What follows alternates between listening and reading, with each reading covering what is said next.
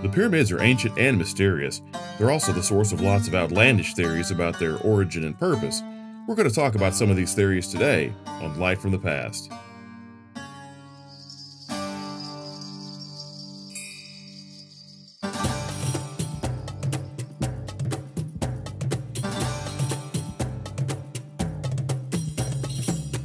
Today is the 12th of March, 2024. My name is Dewayne Bryant, and I'd like to welcome you to Light from the Past, a podcast dedicated to exploring archaeology, history, and biblical faith. So our subject today is one that's fascinating not only to me, but apparently also to lots of other people, some of whom have very creative imaginations. We're talking about the pyramids of Egypt. Now, you're going to hear all kinds of theories about the pyramids, and they seem to fall into several categories. First, you've got ideas and theories proposed by scholars.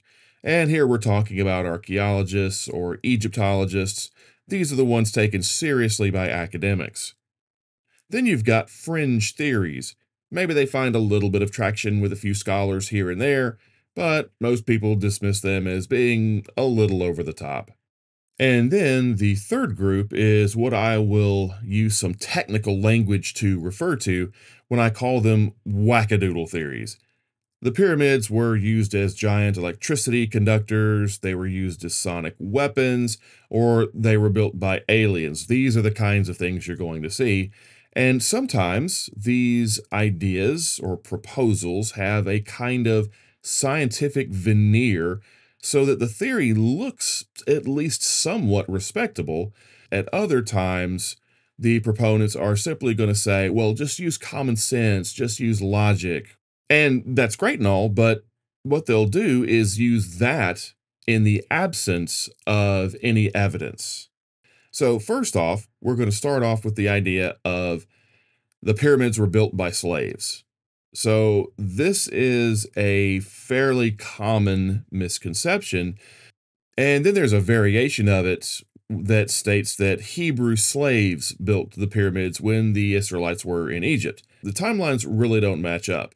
Now, the very last pyramids were constructed around the same time as the Hebrews' experience in Egypt, and the very last royal pyramid was built in the mid-1500s BC.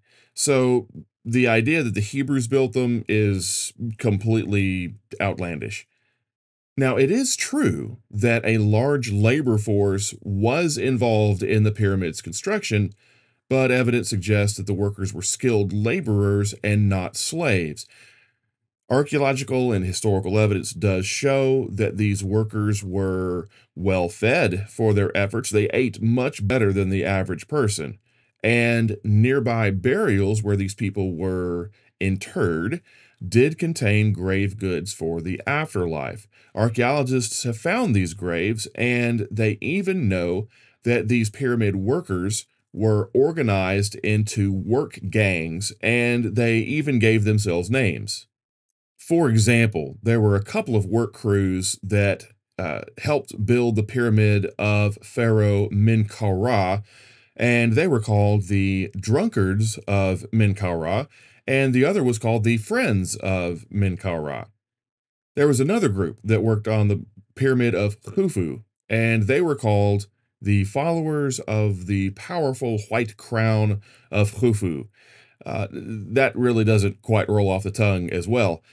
But there were groups of workers who helped build the pyramids during the rule of those particular pharaohs in the 2500s BC. So we know that these groups were established groups, not simply conscripted slaves that were used in the pyramids construction. Now, the idea that the pyramids were built by slaves does seem to come from the Greek historian Herodotus, who has been called the father of history, but who has also been called the father of lies. We know Herodotus toured Egypt and reported some of his findings, but scholars also know for a fact that he got at least some of it wrong, and he did live over 1,000 years after the Egyptians had stopped building the pyramids.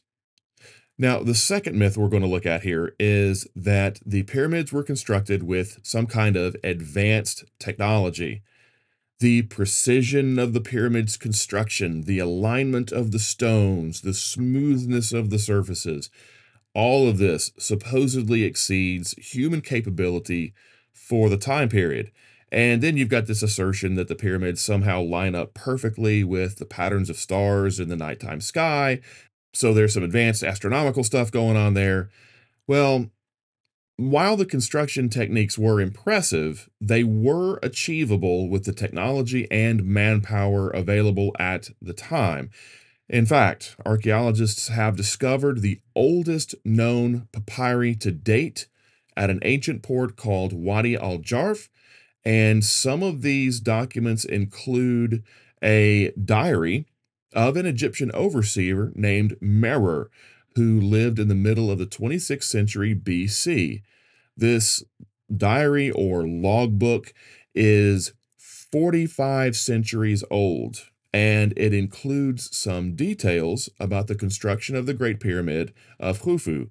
It basically tells about the daily activities of Merer and his workers, and it gives us some insights into the efforts to construct the pyramids. Now, as far as the pyramids lining up with the stars, one thing you'll see very commonly is the pyramids at Gizeh perfectly line up with the stars in Orion's belt. That is a myth. There is some alignment there, but anything that was intentional is generally viewed as being a coincidence. They don't really line up as perfectly as some of the sources you are going to see on the internet will claim. The third myth we're going to look at here is aliens built the pyramids. Now, the idea that aliens built them is a persistent myth that has captivated the imaginations of people around the world. Proponents of this theory argue that the precise alignment, the massive size, the intricate construction of the pyramids, all of these things are beyond the capabilities of ancient civilizations and therefore must be the work of advanced extraterrestrial beings. But you even see some, hobbyists and conspiracy theorists try to look at Egyptian hieroglyphs and find, pictures of aliens or symbols that might somehow resemble a spacecraft.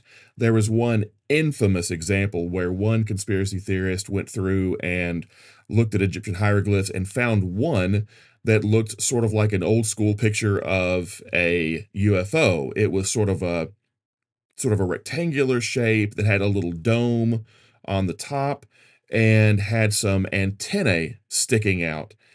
And what this guy did not know is that this was actually the side view picture of a scroll, not the side view of a UFO spacecraft like you would see in Hollywood productions out of the 1950s. So we're looking at that kind of conspiracy level absurdity when you deal with this kind of material. Now, there was one study done by a Dr. Moamina Kamal, the Cairo University Medical School, and it focused on the remains of the workers who built the pyramids at Gizeh, and it compared their DNA with that of modern Egyptians. Dr. Kamal found that the ancient workers came from all over Egypt. It was actually pretty fascinating. She found that the pyramid construction was actually sort of a nationwide project that drew people from all over the country. One of the things that she did not find was extraterrestrial DNA. So, swing and a miss on that one.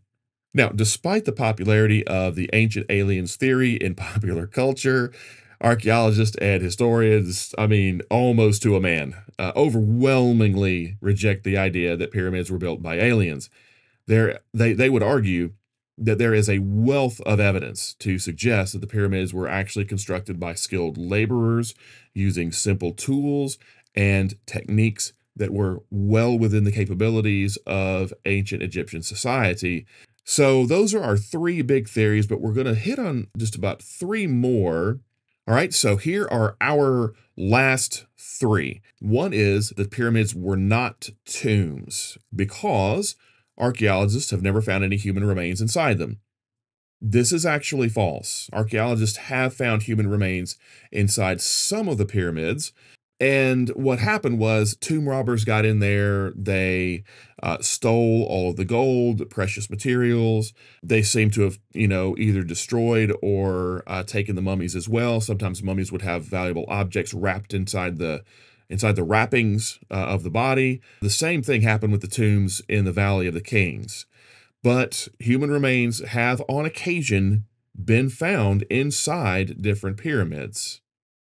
You're also going to hear that the pyramids weren't tombs because archaeologists have never found any hieroglyphs inside them. Once again, this is also absolutely and absurdly false. If you go back to some of the most ancient pyramids, you will see that there are texts carved on the inside walls. These are called the pyramid texts. Archaeologists aren't terribly creative at naming things. So these were ancient funerary texts that go back to the Old Kingdom period of Egypt, which were carved on some of the walls inside the pyramids for the benefit of the deceased. And they deal with the individual and their journey to and through the afterlife. So this proves that the pyramids actually were used as tombs for Egyptian pharaohs and for lesser royal figures. Now, these texts were funerary texts. They were carved on the walls of the pyramids. Later on, these texts appeared on sarcophagi instead of the pyramid walls. We call those the coffin texts. And then later on still, they were transferred to papyri, and those same spells or utterances, those are what we call the Book of the Dead. There's one last thing we'll mention here, and that is that the pyramids were topped with gold. This seems to be a common misconception. It's possible that some of the pyramids might have had their capstones sort of plated with gold, but we do actually have those stones. They're called pyramidia, and a pyramidion is what goes on top of an obelisk or a pyramid. It looks like a little miniature pyramid, and it was often inscribed, but it was made out of stone, not gold. Why is this important? Why should Christians care? Exploring things like this, I think, helps us to build critical thinking skills, and it helps us to understand ancient cultures, and it gives us some insight into how we know what we know about the past. There are a lot of these kinds of conspiracy theories out there on the internet. They don't just deal with the pyramids or ancient aliens or things like that. Many times they deal with Christianity, how it arose, how it grew, even the historical existence of Jesus himself. Details really do matter. Differences really do make a difference. It is vitally important for us to vet everything that we get off the internet. Well, that's our time for today. It's been a delight getting to dig into these ideas with you, and I'll look forward to seeing you next time on Light from the Past.